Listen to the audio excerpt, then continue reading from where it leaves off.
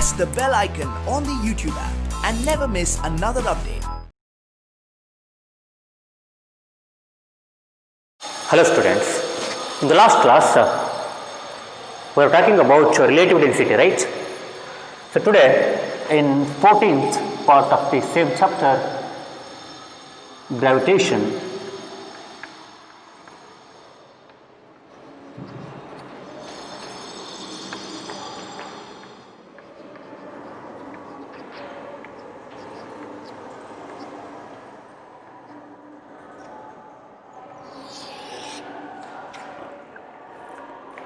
so I was telling about relative density.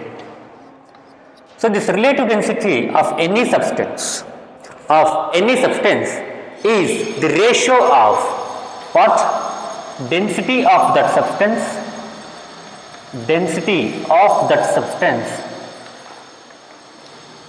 to the density of water. Density of water, right? In shortcut, we can say relative density of any substance, is equals to density of substance divided by density of water. ಅಂದರೆ ಆ substance ಡೆನ್ಸಿಟಿಯನ್ನು water ಡೆನ್ಸಿಟಿಯಿಂದ ನೀವು ಏನು ಮಾಡಬೇಕು, ಭಾಗಿಸಬೇಕು. ಅವಾಗ ಏನು ಬರುತ್ತೆ, ಅದ್ರದ್ದು ರಿಲೇಟಿವ್ ಡೆನ್ಸಿಟಿ ಬರುತ್ತೆ. ಕಂಪೇರ್ ಮಾಡೋದಷ್ಟೇ, ವಾಟ್ರಿಗಿಂತ ಅದು ಎಷ್ಟು ಪಟ್ಟು ದೊಡ್ಡಿದೆ, ಎಷ್ಟು ಪಟ್ಟು ಸಾಂದ್ರ ಇದೆ, ಎಷ್ಟು ಪಟ್ಟು ಡೆನ್ಸಿಟಿ ಇದೆ ಅಂತ. ಒಂದು ಎಕ್ಸಾಂಪಲ್ ಕೊಟ್ಟಿದ್ದಾರೆ. Example 10.7, relative density of silver is 10.8. Example 10.7, relative density of silver Ag is equals to 10.8. The density of water is 10 cube kg per meter cube. Density of water is 10 cube ಅಂದ್ರೆ 1000 ಅಂತ ಅರ್ಥ. 10 cube kg per meter cube. ಅದೇ 1000 kg per meter cube ಅನ್ನು ಅವರು 10 cube ಅಂತ ಕೊಟ್ಟಿದ್ದಾರೆ. So 1000 kg per meter cube. So this is the density of water. We know that. ಅಂದರೆ 1 metre cube ಜಾಗದಲ್ಲಿ ಸ್ಪೇಸ್ನಲ್ಲಿ 1000 kg ನೀರಿರುತ್ತೆ, ರೈಟ್? ಅವ್ರಿಗೆ ಕೇಳಿದರೆ what is the density of silver ಅಂತ ಕೇಳಿದ್ದಾರೆ. What is the density of silver in SI units ಅಂತ ಕೇಳಿದ್ದಾರೆ. ಅದೇ kg per meter cube ಅಲ್ಲಿ ಬರಬೇಕು answer, right? Density of silver in SI unit ಅಂತ ಕೇಳಿದ್ದಾರೆ. Therefore, we have to find the density of silver in kg per meter cube. We don't know that, so that's the question. ಈಗ ನೋಡಿ, relative density of any material, relative density of any object, in this case silver, right? Silver is equals to what? Density of silver divided by density of water. So this is what we call relative density of silver. ಬೇರೆ object ಇದ್ರೆ ಅದ್ರದ್ದಾಯ್ತು. ಈಗ ನಮಗೇನು ಬೇಕು? Density of silver ಬೇಕು. We want density of silver. Therefore density of silver is equals to ಏನು, ಈ ಕಡೆ ಕಳಿಸಿ ಇಂಟಾಗುತ್ತೆ ಅಲ್ಲಿಗೆ, relative density of silver into density of water.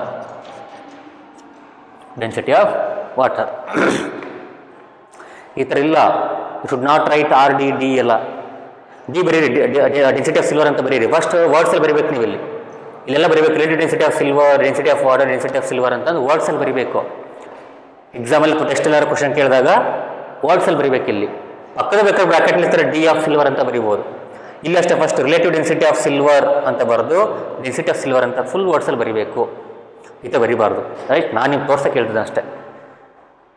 ಈಗ density of silver is equals to relative density ಎಷ್ಟು ಕೊಟ್ಟಿದ್ದಾನಪ್ಪ ಅವನು? 10.8 ಕೊಟ್ಟಿದ್ದಾನೆ. 10.8. ವಾಟರ್ದೆಷ್ಟು? 10 ಕ್ಯೂಬ್ ಅಥವಾ 1000 kg per meter cube.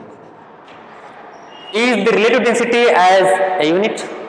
Does it have any unit? No. ಯಾವ ಯೂನಿಟ್ ಇಲ್ಲ, ಅದಕ್ಕೆ ನಂಬರ್ ಮಾತ್ರ ಇರುತ್ತೆ ಅದಕ್ಕೆ RDಗೆ. So into what's the density of water 1000 kg per meter cube. ಅಲ್ಲಿಗೆ 10.8 ಇಂಟು 1000 ಅಂದರೆ 10,800 kg per meter cube. This is the density of silver. ಅಷ್ಟೇ ಕೇಳಿರೋದಲ್ಲಿ 2 ಮಾರ್ಕ್ಸ್ ಕ್ವಶನ್ ಇದು ಪಕ್ಕ ಕೇಳ್ತಾರೆ. ಕೇಳ್ತೀನಿ. ಇಷ್ಟೆಲ್ಲ ಮಾಡ್ಬೋದಿಲ್ಲ, ಏನಿಲ್ಲ, ಸಿಂಪಲ್ ಅರ್ಥ ಅಲ್ಲಿ ಕೊಟ್ಟಿರೋದು. ರಿಲೇಟಿವ್ ಡೆನ್ಸಿಟಿ ಆಫ್ ಸಿಲ್ವರ್ ಎಂದ್ರೇನು, ವಾಟರ್ಗಿಂತ ಸಿಲ್ವರ್ 10.8 ಡೆನ್ಸಿಟಿ ಜಾಸ್ತಿ ಇರುತ್ತೆ. The density of silver is 10.8 times the density of water ಅಂತ ಅರ್ಥ. ಸೆಂಟೆನ್ಸ್ ಅರ್ಥ ಏನು, ಸಿಲ್ವರ್ ಡೆನ್ಸಿಟಿ ವಾಟರ್ಗಿಂತ 10.8 ಪಟ್ಟು ಇರುತ್ತೆ. ಆದರೆ ರಿಯಲ್ ಡೆನ್ಸಿಟಿ ಎಷ್ಟಪ್ಪ, ಆ್ಯಕ್ಚುಲ್ ಡೆನ್ಸಿಟಿ ಎಷ್ಟು ಬೇಕಂದ್ರೆ ವಾಟರ್ ಡೆನ್ಸಿಟಿಯನ್ನು 10.8 ಇಂಟು ಮಾಡಿರಿ, ಗುಣಿಸ್ರಿ ಅಷ್ಟೇ. ಅಲ್ಲಿಗೆ 10,800 kg per ಮೀಟರ್ ಕ್ಯೂಬ್ ಬರುತ್ತೆ ಅಷ್ಟೇ. ಇದೆಲ್ಲ ಬರೆಯೋ ಅವಶ್ಯಕತೆ ಇರಲ್ಲ. ಡೈರೆಕ್ಟ್ ಮಲ್ಟಿಪಲ್ ಚಾರ್ಜ್ ಕ್ವಶನ್ ಇದ್ದಾಗ ನೀವು ಡೈರೆಕ್ಟ್ ಬರಬೇಕು. ನಿಮಗೆ density, relative density of A substance is 7.23 in what is it's density ಅಂತ ಕೇಳ್ತೀವಿ. ಅವಾಗೇನು 7230 kg per ಮೀಟರ್ ಕ್ಯೂಬ್ ಬರೀಬೇಕಂಗೆ ಡೈರೆಕ್ಟಾಗಿ ಇಂಟು 1000 ಮಾಡ್ಬಿಡ್ಬೇಕು ಡೈರೆಕ್ಟಾಗಿ. ಅವೆಲ್ಲ ಹಾಕ್ಬಾರ್ದು.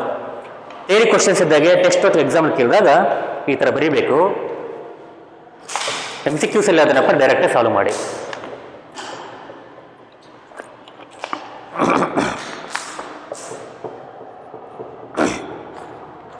ಅಲ್ಲಿಗೆ ಥಿಯರಿ ಪಾರ್ಟ್ ಮುಗಿತು. Let's get into the exercise part of the chapter.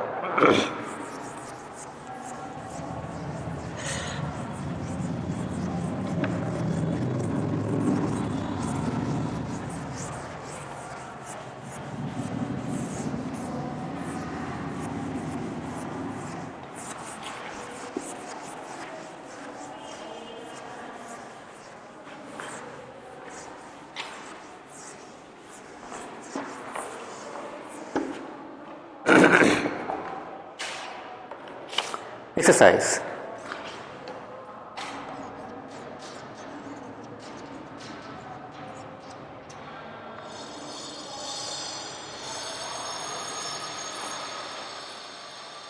One. How does the force of gravitation between two objects change when the density between them is, when the distance between them is reduced to half? ಏನಿದ್ರೆ force of gravitation ಅಥವಾ gravitation force between the two objects ಹೇಗಿರುತ್ತೆ ಅಥವಾ ಹೇಗೆ change ಆಗುತ್ತೆ ಯಾವಾಗ ಅವುಗಳ ಮಧ್ಯೆ ಇರತಕ್ಕಂಥ ದೂರನ ಅರ್ಧ ಮಾಡಾಗ. ನೋಡಿ, say the two objects m1 or simply say m1 or capital M, small m are the two objects. Say they are at a distance d, from each other. Following, the gravitational force of attraction between these two objects is given by Fg is equals to gravitational constant, universal gravitational constant, mass of one object into mass of the other object divided by the distance between them squared, right, from the Newton's law of gravitation. But what are they asking? How does the gravitation force between them, the gravitation force is to gm by d square, and how does this force between them change when the distance between them is reduced to half? ಅವುಗಳ ಮಧ್ಯೆ ಇರತಕ್ಕಂಥ distance ಇದು initial condition. ಇದು ಸುಮ್ಮನೆ ದೂರ ಔಪರ್ಯವಿದ್ದಾಗ ಅವಾಗ ಏನು ಮಾಡ್ತೀರಿ, ಡಿಸ್ಟೆನ್ಸ್ ಅನ್ನ ಕಡಿಮೆ ಮಾಡ್ತೀರಿ, ಅಂದ್ರೆ ಹತ್ರ ತರ್ತೀರಿ ಆಬ್ಜೆಕ್ಟ್ಸ್ಗಳನ್ನ. Say you are bringing those two objects very close to each other such that distance between them is reduce to half. ಹತ್ರ ಬರ್ತವೆ.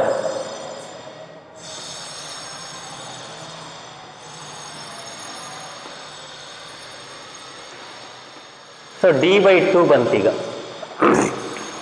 ರೆಡ್ಯೂಸ್ಡ್ ಹಾಫ್ ಅಂದ್ರೇನು, ಮುಂಚೆದ ಡಿಸ್ಟೆನ್ಸ್ಗಿಂತ ಅರ್ಧ ಭಾಗಕ್ಕೆ ಹತ್ರ ಇರೋದು.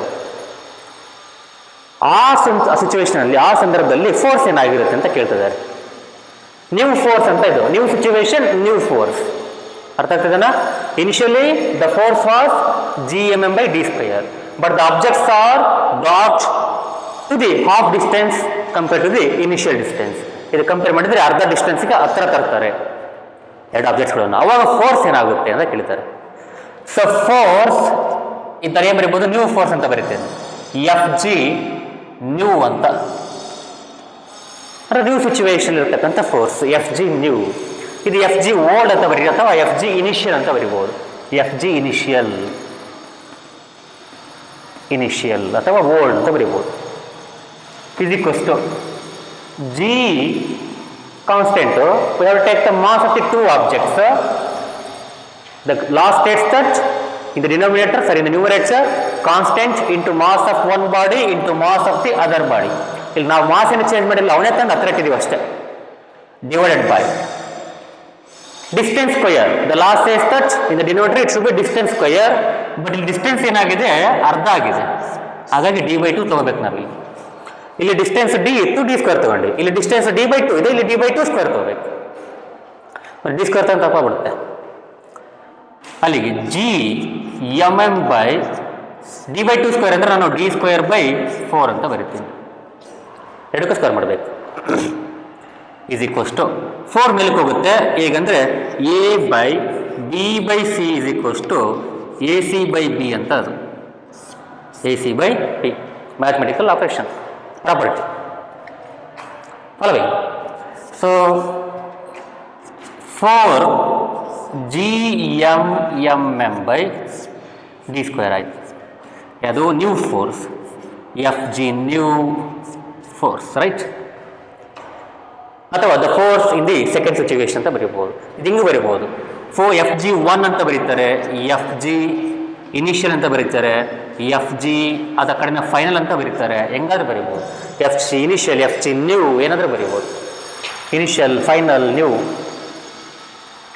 ಈಗೇನಾಯಿತು ನೋಡಿ, ಈ GMM/d² ಒಂದು ಬ್ರಾಕೆಟ್ ಹಾಕಿ, ಹಾಕಿದ್ರೆ GMM/d² ಅಂದ್ರೆ ಏನು?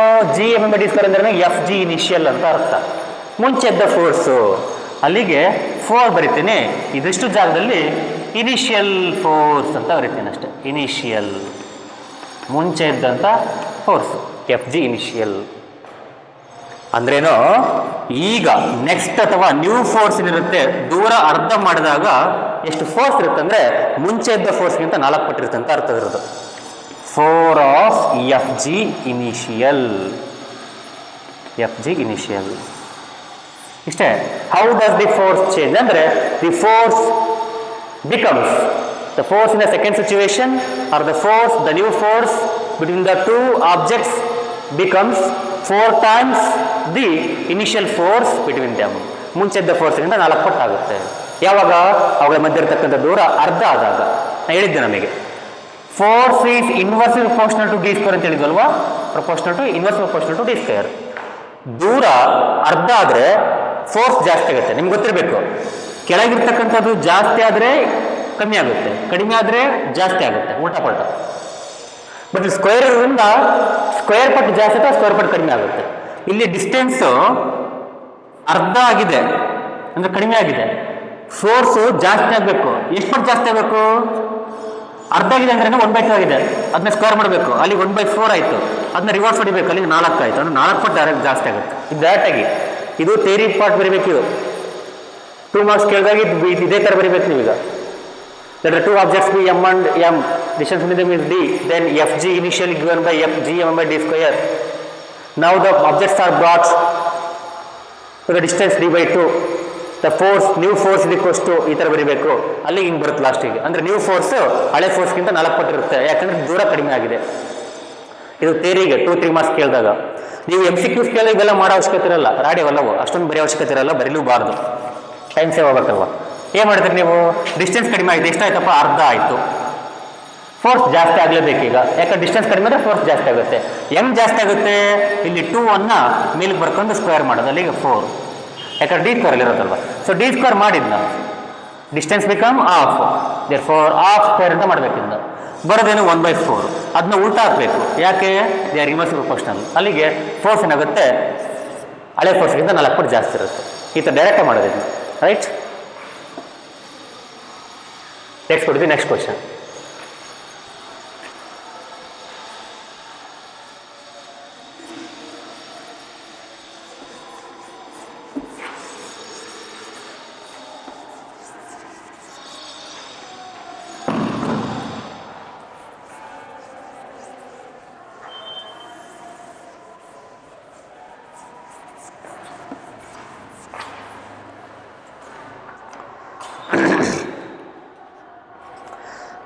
second one, gravitational force acts on all objects in proportion to their masses.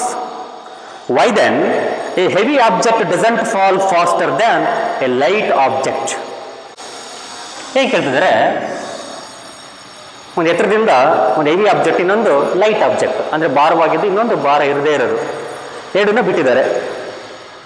Heavy object ಯಾಕೆ ಬೇಗ ಬಂದು ಬೀಳಲ್ಲ? Why they fall at the same rate or at the same time, in the same time, ಒಂದೇ ಸಮಯದಲ್ಲಿ ಯಾಕೆ ಬೀಳ್ತವೆ? ನೋಡಿ, ನಾನು ಲಾಸ್ಟ್ ಕ್ಲಾಸಲ್ಲಿ ಅದ್ರ ಬಗ್ಗೆ ಮಾಡ್ತಿರ್ಬೇಕಾದ್ರೆ ಹೇಳಿದ್ದೆ ನಾನು. ಸೊ ಡಸ್ಟರು ಇದು ಒಂದು ಲೈಟ್ ಇದೆ, ಒಂದು ಹೆವಿ ಆಬ್ಜೆಕ್ಟ್ ಇದೆ. ಸೊ ತೂಕ ಜಾಸ್ತಿ ಐತೆ, ಆಲ್ಮೋಸ್ಟ್ ತೂಕ ಸೇಮ್ ಇದ್ದಾವೆ.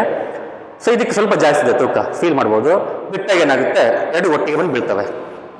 ವೈ ದಿಸ್ ಇಸ್ ಸೋ ಅಂತ ಕೇಳಿದ್ದಾರೆ.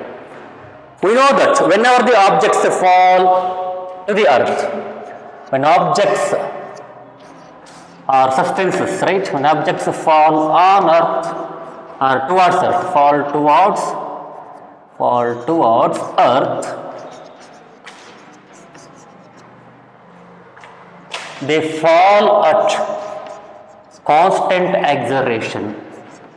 They fall at constant acceleration. ಒಂದು ಕಾನ್ಸ್ಟೆಂಟ್ ಆಕ್ಸಿಲರೇಷನ್ ಅಲ್ಲಿ ಬೀಳ್ತಾ ಇರ್ತವೆ. That acceleration is what? That acceleration is equals to G. That is acceleration due to gravity. ಬರಿಬೋದು ನಾವು, is G. That acceleration is called as acceleration due to gravity. Acceleration due to gravity equals to G. Right. We know that G is given by G, capital M ಅಂದರೆ mass of the earth ಅಂತ ಅರ್ಥ, divided by d square ಅಂದ್ರೆ ನಾವಿಲ್ಲಿ radius of the earth square ಅಂತ ತಗೊಂತೀವಿ.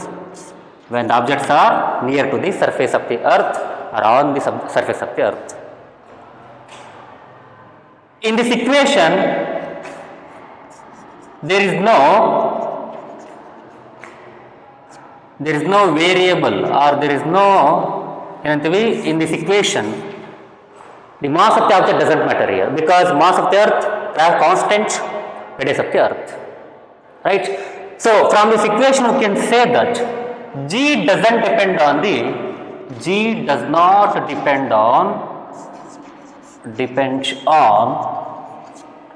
mass of the object, mass of the falling object,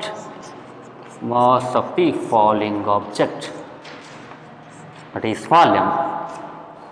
falling object M ಅಂತ ಅಂದ್ಕೊಂಡ್ರೆ ಅದ್ರ ಮೇಲೆ ಡಿಪೆಂಡ್ ಆಗಲ್ಲ, ಯಾಕಂದ್ರೆ ಎಮ್ ಇಲ್ಲ ಇದರಲ್ಲಿ. That's why all objects irrespective of their masses. But shape matter ಆಗುತ್ತೆ.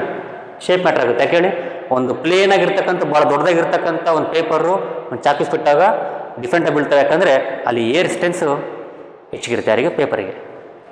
ಯಾಕಂದ್ರೆ ಸರ್ಫೇಸ್ ಏರಿಯಾ ಜಾಸ್ತಿ ಇರುತ್ತಲ್ಲ, ಅದು ಮುಂದೆ ಹೇಳ್ತೀನಂತೆ, ಹೇಳಿದ್ದೀನಲ್ವಾ. So all objects irrespective of their masses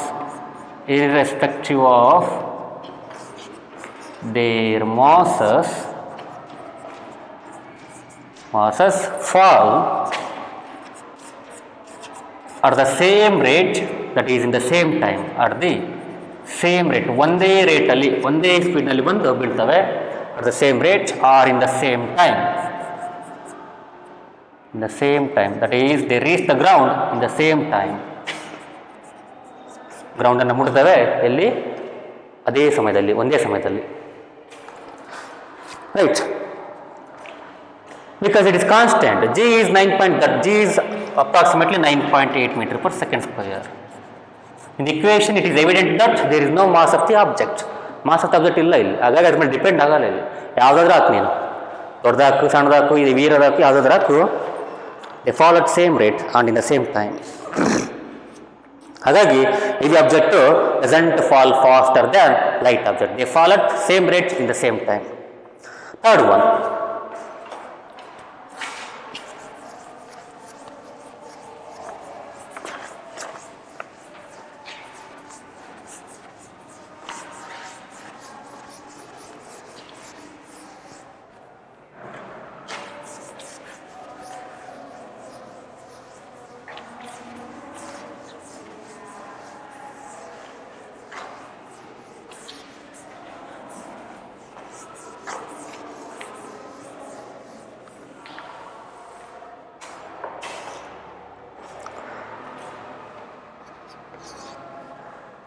What is the magnitude of the gravitational force between the earth and a 1 kg object on its surface?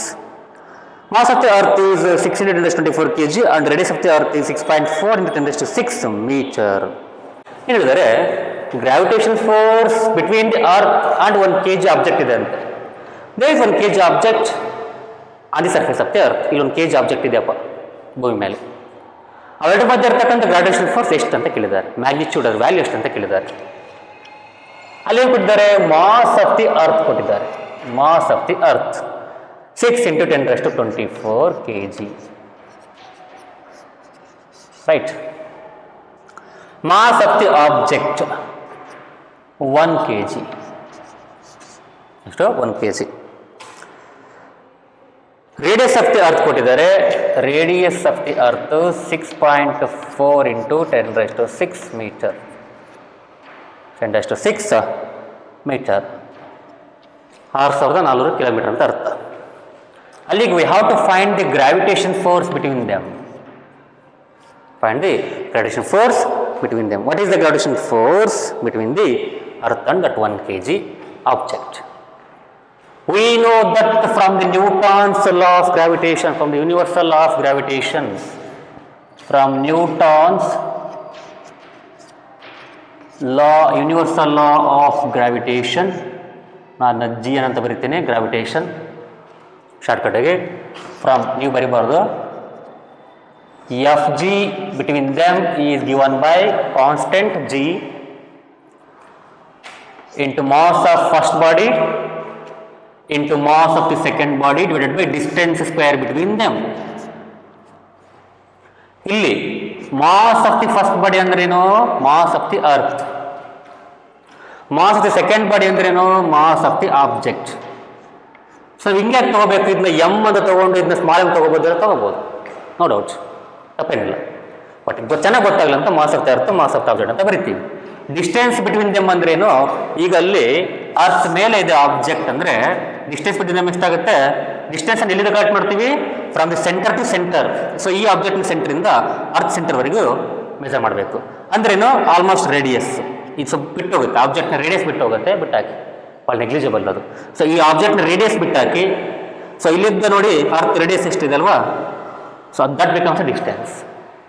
So distance ಅದರಲ್ಲಿ radius of the earth ಅಂತ ಅರ್ಥ. ಅಲ್ಲಿಗೆ square ಮಾಡಬೇಕು. ನಿಮಗೆಲ್ಲ ಗೊತ್ತಿರೋದೆ, ಬಿಡಿಸ್ತಿದ್ದೇನೆ ಅಷ್ಟೆ. ಹೀಗೆ ನೋಡಿ, F G is equals to 6.673 exact value. ನಾನು 6.7 ಬರ್ಕೊತೀನಿ. 10⁻11 10⁻11 ಎಲ್ಲವೂ ಎಸ್ ಐ ಯೂನಿಟ್ಸಲ್ಲಿ ಬರೆಯೋದ್ರಿಂದ ನಾನು ಇಲ್ಲಿ ಯೂನಿಟ್ಸ್ ಹಾಕೋ ಅವಶ್ಯಕತೆ ಇಲ್ಲ ಕ್ಯಾಲ್ಕುಲೇಷನ್ ಮಾಡುವಾಗ.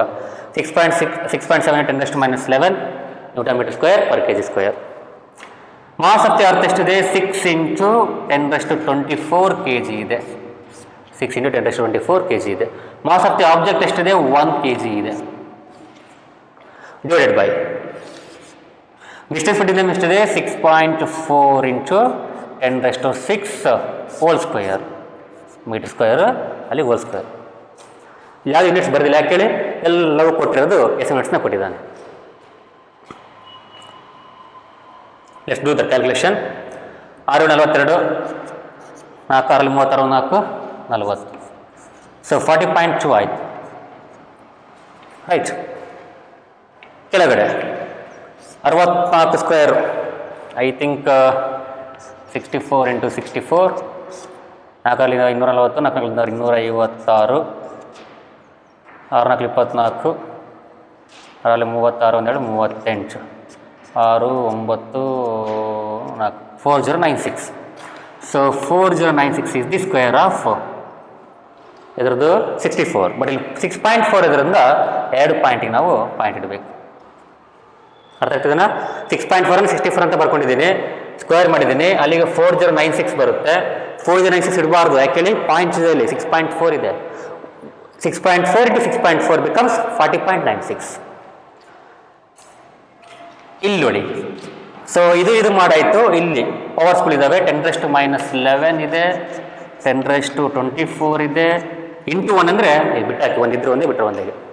ಇಲ್ಲಿ 10⁻6 ಹೋಲ್ ಸ್ಕ್ವೇರ್ ಇದೆ, ದಟ್ ಬಿಕಮ್ಸ್ 10⁻12 ಆಗುತ್ತೆ. ಸ್ಕ್ವೇರ್ ಮತ್ತು 6 36 ಮಡಗಿದ್ದೀರಿ ಅಲ್ಲ, ಪವರ್ನ ಇಂಟು ಮಾಡಬೇಕಷ್ಟೇ ಅಲ್ಲಿ. ಸೊ ಇಲ್ಲೇನಾಯಿತು 10⁻12 ಇದೆ, ಮೇಲೆ ಬಂದರೆ -12 ಆಯಿತು. ಅರ್ಥ ಆಗ್ತದೆ, -12 ಆಯಿತು. ಸೊ -12 ನಾನು ಇದನ್ನ ಇಲ್ಲೇ ಬರಿತೀನಿ. 10⁻12 ಬಿಕಮ್ಸ್ ಸಾರಿ 10⁻± +12 ಬಿಕಮ್ಸ್ 10⁻12. -12 -11 -23 ಆಯಿತು. -23 ಆಯಿತು. So it becomes -23. +24 -23 +1 ಆಯಿತು. It becomes 10⁻+1. 10⁻+1 ಅಥವಾ 10⁻1 ಅಂದ್ರೆ ಏನು? 10 ಅಂತ ಅರ್ಥ. ಏನದು? It is 10. ವ್ಯಾಲ್ಯೂಸ್ 10. ಸೊ 40.2 ಇದೆ ಅಲ್ವಾ, ಇಂಟು 10 ಅಂದ್ರೇನು? 402 divided by 40.96. What if the below denominator is 40.2 ಆಗಿದ್ರೆ ಏನಾಗ್ತದೆ? ಎಕ್ಸಾಕ್ಟ್ 10 ಬಂದ್ಬಿಡುತ್ತೆ. 40.2 ಆಗಿದ್ರೆ 1 ಜ 10 ಆಗ್ಬಿಡೋದು, ಅಲ್ಲಿಗೆ 10 ನ್ಯೂಟನ್ ಬರೋದು ಫೋರ್ಸ್. ಸ್ವಲ್ಪ ಜಾಸ್ತಿ ಇದೆ ಅಲ್ಲಿ. ಸೊ 40.2ಗಿಂತ ಸ್ವಲ್ಪ ಜಾಸ್ತಿ ಇದೆ, ಅಲ್ಲಿಗೆ 10ಗಿಂತ ಸ್ವಲ್ಪ ಕಡಿಮೆ ಬರುತ್ತೆ ಒಲಂಡ್ ಸೋಲ್ ವ್ಯಾಲ್ಯೂ. ಅಲ್ಲಿಗೆ ಏನಾಗುತ್ತೆ? ಇದು 9.8 ಅಥವಾ 9.1 ಅಂತ ಬರುತ್ತೆ ನೋಡಿ. 9.81 ನ್ಯೂಟನ್ ಬರುತ್ತೆ, ಮಾಡಿ ಕ್ಯಾಲ್ಕುಲೇಷನ್ ಅಲ್ಲಿ ಬರುತ್ತೆ. ಸೊ 9.81 ನ್ಯೂಟನ್ ಬರುತ್ತೆ. Therefore the force of gravity are the gravitational force between the earth and 1 kg object. ಭೂಮಿ ಮೇಲೆ 1 kg ಆಬ್ಜೆಕ್ಟ್ ಇದ್ರೆ ಅದ್ರ ಮೇಲೆ ಎಷ್ಟು ಫೋರ್ಸ್ ಇರುತ್ತೆ ಅಂದರೆ 9.81 ನ್ಯೂಟನ್ ಇರುತ್ತೆ. ಎಷ್ಟಿರುತ್ತೆ? 9.81 Newton. Therefore Fg between them is 9.81 Newton. ಯಾಕೆ ನ್ಯೂಟನ್ ಬರೀಬೇಕು? It is unit of force. Newton ಯಾಕೆ ಬರಬೇಕು? ಬೇರೆ ಯಾವ್ದು ಯೂನಿಟ್ ಇಲ್ವಾ ಫೋರ್ಸ್ಗೆ? ಇದೆಲ್ಲವೂ SI ಯೂನಿಟ್ಸ್ ತೊಗೊಂಡಿರೋದ್ರಿಂದ ಇಲ್ಲಿ ನ್ಯೂಟನ್ ಅಂತ ಬರುತ್ತೆ. ಇದಾವೆ ಬೇರೆ ಇದಾವೆ, ಫೋರ್ಸ್ಗೆಲ್ಲ ಬೇರೆ ಇದಾವೆ. ಸಾರಿ, ಫೋರ್ಸ್ಗೆ ಒಂದೇ ಇರೋದು ನ್ಯೂಟನು, ಎನರ್ಜಿಗೆ ಬೇರೆ ಬೇರೆ ಇದಾವೆ.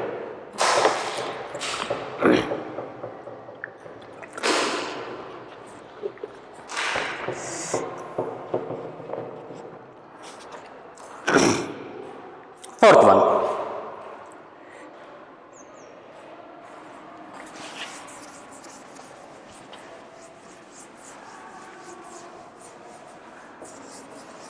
ನಾನು ಕೇಳಿದ question, what is the gravitational force between the earth and 1 kg object ಅಂತ ಕೊಡ್ತೀನಿ. Option A, option B, option C, option C.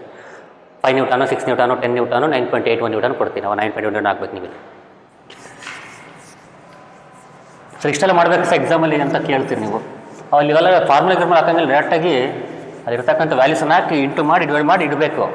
ಅಷ್ಟು ಫಾಸ್ಟ್ ಇರಬೇಕಂತ ಅರ್ಥ.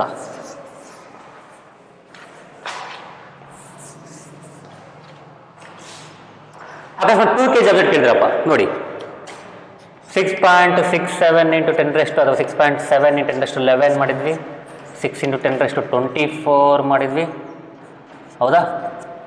ಇಲ್ಲೇನಿತ್ತು 6.4 ಇಂಟು 10⁶ ಹೋಲ್ ಸ್ಕ್ವೇರ್ ಮಾಡಿದ್ವಿ.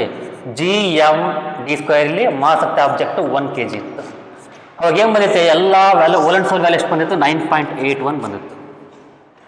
ಅಕಸ್ಮಾತ್ what is the gravitation force between the earth and 2 kg object ಕೇಳಿದ್ರಪ್ಪ, ಇಲ್ಲಿ 2 ಬರುತ್ತವಾಗ direct ಇಲ್ಲಿ 2 ಹಾಕೋದು, ಇಂಟು 2 ಮಾಡ್ರಿ.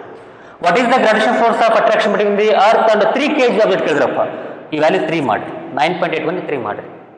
ಅಲ್ಲಿ ಹೆಂಗೆ ಚೇಂಜ್ ಆಗುತ್ತೆ, ಇಲ್ಲಿ ಹಂಗೆ ಚೇಂಜ್ ಆಗುತ್ತೆ ಅಷ್ಟೇ. ಯಾಕೆ ಹೇಳಿದ್ರೆ ಇಷ್ಟು ವ್ಯಾಲ್ಯೂ ಎಷ್ಟು? 9.81. 1 ಆಬ್ಜೆಕ್ಟ್ 1 kg ಆಬ್ಜೆಕ್ಟ್ ಇದ್ದರೆ 9.81 ಬರುತ್ತೆ. 2 kg ಇದ್ದರೆ ಇದ್ರ ಡಬಲ್ ಆಗುತ್ತೆ, 3 ಇದ್ರೆ ಇದ್ರ ತ್ರಿಬಲ್ ಆಗುತ್ತೆ. ಅರ್ಥ ಆಗ್ತದಾ? 9.81 ಈ ನಂಬರ್ನ ಜ್ಞಾಪಿಟ್ಕೋಬೇಕು ನೀವು, right? So fourth one,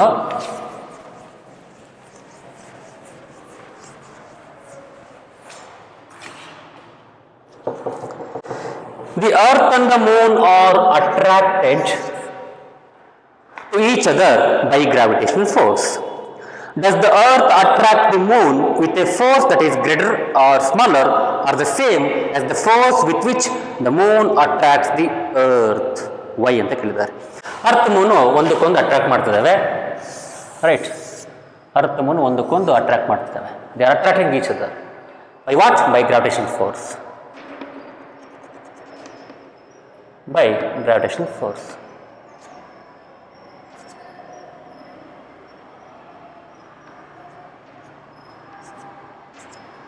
Fg ಏನಿದೆ? Fg ಇದೆ ಅವುಗಳ ಮಧ್ಯೆ. ಅಲ್ಲಿ ಹೇಳಿದರೆ, does the earth attract the moon with a force that is greater or smaller or same as the force which the moon attracts earth? Moon ಅರ್ಥನ attract ಮಾಡತಕ್ಕಂಥ force ಇದೆಯಲ್ವಾ, ಅಷ್ಟೇ ಫೋರ್ಸಿಂದ ಅರ್ಥ ಅದನ್ನ ಅಟ್ರಾಕ್ಟ್ ಮಾಡುತ್ತೋ, ಅದು ಅದಕ್ಕಿಂತ ಸ್ವಲ್ಪ ಜಾಸ್ತಿಯಾಗಿ ಅಟ್ರಾಕ್ಟ್ ಮಾಡುತ್ತೋ, ಕಡಿಮೆಯಾಗಿ ಅಟ್ರಾಕ್ಟ್ ಮಾಡುತ್ತೋ ಅಂತ ಕೇಳಿದ್ದಾರೆ. ಈಗ ನೋಡಿ, suppose Moon is attracting the earth by A force. Say this is gravitation force of Moon on earth ಅಂತ ಬರೀತೀನಿ ನಾನು. ಅಲ್ಲಿಗೆ ಮೂನ್ ಅರ್ಥನ್ನ ಅಟ್ರಾಕ್ಟ್ ಮಾಡ್ದಂಗೆ ಮಾಡ್ತಕ್ಕಂಥ ಅಮೌಂಟ್ ಆಫ್ ಫೋರ್ಸ್ ಅದು. ಅದನ್ನ ಡೈರೆಕ್ಟಾಗಿ ಎಫ್ ಎಮ್ ಇ ಅಂತ ಬರೀತೀನಿ. ಎಫ್ ಎಮ್ ಇ ಏನದು? Gravitation force of Moon on earth by the Newton's law of Newton's universal law of gravitation, by Newton's universal law of gravitation,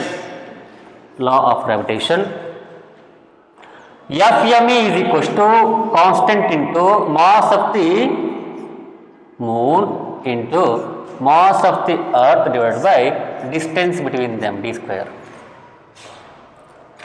ಈಗ force of earth on moon, force of earth on moon is equals to g mass of the earth into mass of the moon divided by d square.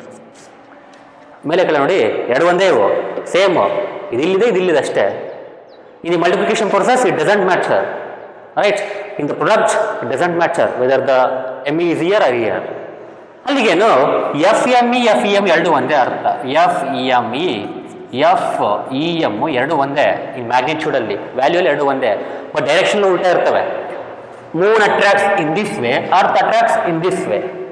But amount of force with which they are attracting each other, ಒಂದಕ್ಕೊಂದು ಎಷ್ಟು attract ಮಾಡ್ತಿದ್ದೇವಲ್ಲ ಆ force ಮಾತ್ರ same, ಆ force ಮಾತ್ರ same, ಆ direction ಉಲ್ಟಾ ಬಿಟ್ಟಿರ್ತದೆ. That's why the law says that every object in this universe attracts every other object with a force proportional to the product of their masses and inversely proportional to the square of the distance between them, and that force is equal to each other, or else the two objects attract each other by equal amount of force but in opposite direction, so ಇದೆಷ್ಟೇ force ಹಾಕುತ್ತೆ ಅದಷ್ಟೇ force ಹಾಕುತ್ತೆ ನೋಡಿ. Force of earth, force of earth on moon, ಏನು g m e by m into d square, ಹೌದಾ? between them. From the Newton's third law of motion, ಇದು ಎಷ್ಟು force ಹಾಕುತ್ತೆ ಅದು ಕೂಡ ಇಷ್ಟೇ ಫೋರ್ಸ್ ಹಾಕುತ್ತೆ. ಅಂದ್ರೇನು? Moon's force on earth is equals to the same amount of force. Same ಅಂದ್ರೇನು? ಅದನ್ನೇ ಬರಿಬೇಕಂತ ನಾವಿಲ್ಲಿ ಅದನ್ನೇ ಬರಿಬೇಕು, ಬಟ್ ಇನ್ ಆಪೋಸಿಟ್ ಡೈರೆಕ್ಷನ್. ಆದಾಗ ಇಲ್ಲಿ ಮೈನಸ್ ಆಗ್ತೀವಿ ಅಷ್ಟೇ ನಾವು. ಮೈನಸ್ ಇಂಡಿಕೇಟ್ಸ್ ಇನ್ ಆಪೋಸಿಟ್ ಡೈರೆಕ್ಷನ್ ಅಂತ ಅರ್ಥ. ನೆಗೆಟಿವ್ ವ್ಯಾಲ್ಯೂ ಅಲ್ಲ, ನೆಗೆಟಿವ್ ಫೋರ್ಸ್ ಅಲ್ಲ. ಮೈನಸ್ ಇಂಡಿಕೇಟ್ಸ್ ಇನ್ ಆಪೋಸಿಟ್ ಡೈರೆಕ್ಷನ್, ಇನ್ ಆಪೋಸಿಟ್ ಡೈರೆಕ್ಷನ್ ಅಂದರೆ ಇದು ಈ ಕಡೆ ಅಟ್ರಾಕ್ಟ್ ಮಾಡಿದ್ರೆ ಆ ಕಡೆ ಅಟ್ರಾಕ್ಟ್ ಮಾಡುತ್ತೆ. Therefore, you can say that Earth attracts the moon with the same force, with the same amount of force with which moon is attracting the Earth. Moon ಅರ್ಥನ ಎಷ್ಟು ಫೋರ್ಸನ್ನು ಅಟ್ರಾಕ್ಟ್ ಮಾಡ್ತಿದ್ನೋ ಅಷ್ಟೇ ಫೋರ್ಸಲ್ಲಿ ಅರ್ಥ ಮೂನನ್ನು ಅಟ್ರಾಕ್ಟ್ ಮಾಡುತ್ತೆ, ಬೇರೆ ಯಾವುದು ಫೋರ್ಸ್ ಇರಲ್ಲ, ಹೆಚ್ಚಿರಲ್ಲ ಕಡಿಮೆ ಇರಲ್ಲ. From Newton's universal law of gravitation and from Newton's third law of motion it is evident. Force on each other is equal but in opposite direction, right? Now I hit this board. Say I hit this board with 10 Newton force. The board applies a reverse force on me called as reaction from Newton's third law of motion. How much force it applies to my hand? 10 Newton force. So ನಾನು 10 Newton ಹಾಕಿದ್ರೆ ಅದು ಕೂಡ 10 Newton ವಾಪಸ್ ಹಾಕುತ್ತೆ. Gap ಇರಲ್ಲ, ಆ ಎರಡು ಫೋರ್ಸ್ಗಳ ಮಧ್ಯೆ ಗ್ಯಾಪ್ ಇರಲ್ಲ.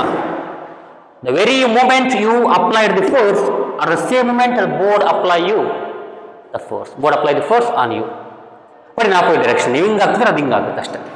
ಸೇಮ್ ಪ್ರಿನ್ಸಿಪಲ್ ಇಲ್ಲಿ ಕೂಡ. ಅಲ್ಲಿಗೆ the earth attracts the Moon with the same force with which the Moon attracts the earth ಅಂತ ಒಂದು ಸೆಂಟೆನ್ಸ್ ಬರೆಯೋದು. ಯಾಕಂದರೆ this is the reason.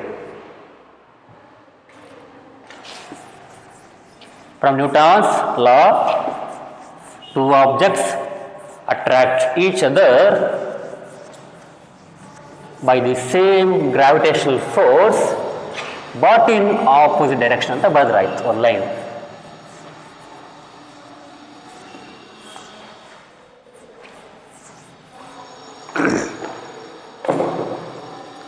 Next 5ನೇದು.